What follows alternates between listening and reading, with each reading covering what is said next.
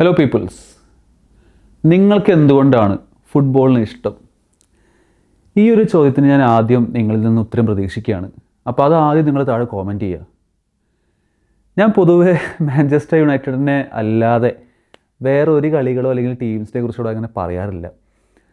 പക്ഷെ എനിക്ക് തോന്നുന്നത് ഇങ്ങനത്തെ ചില സന്ദർഭങ്ങളിലാണ് നമ്മൾ ഓവറോൾ ഒരു ഫുട്ബോൾ കാണുമ്പോൾ അതിനെക്കുറിച്ച് പറയാനൊരു ചാനൽ വേണം എന്ന് ഞാൻ പ്രതീക്ഷിക്കുന്നത്. പക്ഷേ ഫോർച്ചുനേറ്റ്ലി എനിക്കിപ്പോൾ സ്ട്രെറ്റ്ഫോർഡ് സിഗ്നലുണ്ട്. അതുകൊണ്ട് തന്നെ എനിക്ക് എൻ്റെ ഒപ്പീനിയൻസ് ഇവിടെ പറയാം. ഞാൻ വേർത്ത് സത്യം പറഞ്ഞ ഈ ഒരു കളി കണ്ടിട്ട് ഒരു ന്യൂട്രൽ ഫാനൊക്കെ സംബന്ധിച്ചിടത്തോളം ഉണ്ടല്ലോ, ഫുട്ബോൾ ആസ്വദിക്കാൻ പറ്റണം. അങ്ങനത്തെ ഗെയിംസ് ആവണം ഫുട്ബോളിൽ കളിക്കേണ്ട ആൾക്കാരും അല്ലെങ്കിൽ നമ്മൾ കാണേണ്ട കളികളും. അങ്ങനത്തെ ഒരു കളി വിറ്റ്നസ് ചെയ്തിട്ടാണ് ഞാൻ ഈ വീഡിയോ ചെയ്യുന്നത്. പാതിരാത്രി ദുബായ് ടൈം 1:20 ഉറങ്ങിയിട്ടില്ല. കാരണം PSG versus Bayern Munich match ഉണ്ടായിരുന്നു. ഞാൻ അത് കണ്ടു, ഫുള്ളിരുന്ന് കണ്ടു. ഇതിൽ ഇവരുടെ കളി കാണുമ്പോൾ ശരിക്കും സത്യം പറഞ്ഞാൽ ഉള്ളിൽ സന്തോഷമുണ്ട്, സങ്കടമുണ്ട്. സങ്കടം എന്താണെന്ന് വെച്ചാൽ അത് ഓരോ മാഞ്ചസ്റ്റർ യുണൈറ്റഡ് ഫാനിനും ആ സങ്കടം ഉണ്ടാവും. എന്തുകൊണ്ട് നമുക്ക് ഇങ്ങനെയൊന്നും കളിക്കാൻ പറ്റുന്നില്ല എന്നുള്ളത്. പക്ഷെ ഞങ്ങളെപ്പോലെ പല ഫാൻസിനും ഈ സങ്കടം ഉണ്ടാവും. കാരണം ഇന്ന് നമ്മൾ കണ്ടത് ഒരു ഹൈ വോൾട്ടേജ് കളിയാണ്. നമ്മൾ ത്രസിപ്പിക്കുന്ന മാച്ച്, മാസ്മരിക പ്രകടനം, അല്ലെങ്കിൽ കോരിത്തരിപ്പിക്കുന്ന മൊമെൻറ്റ്സ്, ഹാർട്ട് ബേൺ മൊമെൻറ്റ്സ്, ഫുട്ബോളിൻ്റെ സൗന്ദര്യം എന്നൊക്കെ പറയാറില്ലേ, അതാണ് ഈ കണ്ടത്. 5-4 ഒരു ഫുട്ബോൾ മാച്ച് ഇങ്ങനെ കണ്ടിട്ട് എത്ര കാലമായെന്നറിയോ? കയ്യിലൊക്കെ രോമ എഴുതിയിട്ടേക്ക് കാണാൻ പറ്റുന്ന എനിക്ക് അറിഞ്ഞൂടോ. പക്ഷെ എന്നാലും 5-4, അതായത് 14 ഷോട്ട് PSG, 10 ഷോട്ട് ബയേൺ. അതിൽ തന്നെ 6 shot PSG, 7 shot Bayern. Almost equal position. എന്താ മാച്ച്! ഇതാണ് ഫുട്ബോൾ. ഇങ്ങനെ ആവണം ഫുട്ബോൾ.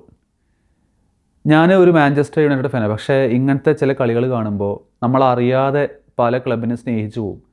അങ്ങനെ ഞാനിന്ന് രാത്രി PSG-നെയും ബയേൺ മ്യൂണിക്കിനെയും ഒരേപോലെ സ്നേഹിക്കുന്നുണ്ട്. കാരണം എനിക്കിന്ന് ഫുട്ബോൾ ആസ്വദിക്കാൻ പറ്റി. കോർണർ കിക്കോ ത്രോയിൻസോ അങ്ങനെ കുന്തങ്ങളോ മാങ്ങാത്തിലൊന്നുമല്ല.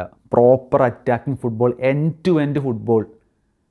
അതായത് ഒരു നിമിഷം പോലും സീറ്റിൽ നമ്മളിങ്ങനെ ചാഞ്ഞിരിക്കാതെ സീറ്റിൻ്റെ എഡ്ജിൽ വന്നിരുന്ന് കാണുന്ന എക്സ്പീരിയൻസ് ആയിരുന്നത്.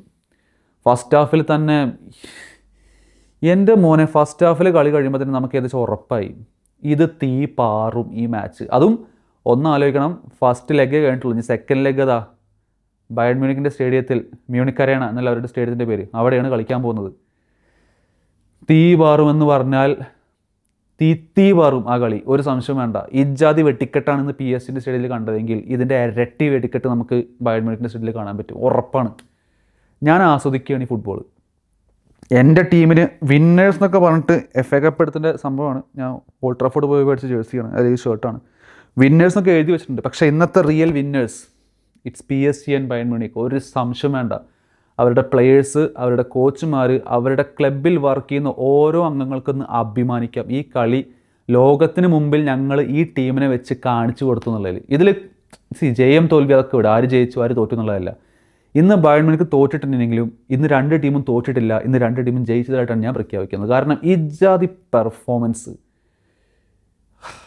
കുറേ കാലത്തിന് ശേഷമാണ് ഇങ്ങനത്തെ കളി, അത് ഇത്രയും high scoring, high voltage, high intensity, electrifying match ഞാൻ കാണുന്നത്. എനിക്ക് സത്യം പറഞ്ഞാൽ ഇങ്ങനെയൊക്കെ പറയണം. കാരണം ഇങ്ങനെ പറയുമ്പോഴാണ് ഫുട്ബോളിൻ്റെ സൗന്ദര്യം ഫുട്ബോളായി മാറുന്നുള്ളൂ. ഇനി നാളെ ഒരു ടെസ്റ്റ് മാച്ച് ഉണ്ട്, ഞാനത് മിക്കവാറും കാണില്ല, അതവിടെ ഇരിക്കട്ടെ, എന്തോ ആവട്ടെ. പക്ഷേ ഇന്നത്തെ മാച്ചിൽ PSG and Bayern Munich, U stall my heart. ഇങ്ങനെ കളിക്കൂ. എല്ലാ ടീമും ഇങ്ങനെ കളിച്ചു കഴിഞ്ഞാൽ ഫുട്ബോൾ എത്ര രസമായിരിക്കും എന്നറിയോ? ഇതിൽ ഞാൻ മാൻ ഓഫ് ദ മാച്ച് ആരാണെന്നോ ഒന്നും ഞാൻ പറയുന്നില്ല. ഇതിലെല്ലാവരും മാൻ ഓഫ് ദ മാച്ചാണ്. ഗോൾ കീപ്പർ മുതൽ ഈ അറ്റത്തെ ഗോൾ കീപ്പർ മുതൽ ആ അറ്റത്തെ ഗോൾ കീപ്പർ വരെ മാൻ ഓഫ് ദ മാച്ചാണ്. അതിൻ്റെ കൂട്ടത്തിൽ ആ കാണികളും ഫാൻസിൻ്റെ എനർജി എന്താണെന്ന് കാണിച്ചെന്നൊരു മാച്ചായിരുന്നു ഇത്. ഞാൻ 2 ടീമിൻ്റെയും ഒരു കാര്യം ഞാൻ പറയാം. 2 ടീമിനും ഗുണങ്ങളും ദോഷങ്ങളും ഒക്കെ ഉണ്ടാവും, നെഗറ്റീവ്സും പോസിറ്റീവ്സും ഒക്കെ ഉണ്ടാവും, അതൊക്കെ അവിടെ ഇരിക്കട്ടെ. പക്ഷേ കാണികളിൽ നിന്ന് അല്ലെങ്കിൽ ഫാൻസിൽ നിന്ന് എനർജി ഉൾക്കൊണ്ട് ആ ഫാൻസിന് വേണ്ടി എങ്ങനെ കളിക്കണം, അതാണ് നമ്മൾ ആ സ്റ്റേഡിയത്തിൽ കണ്ടത് 2 ടീമിൻ്റെ സൈഡിൽ നിന്നും.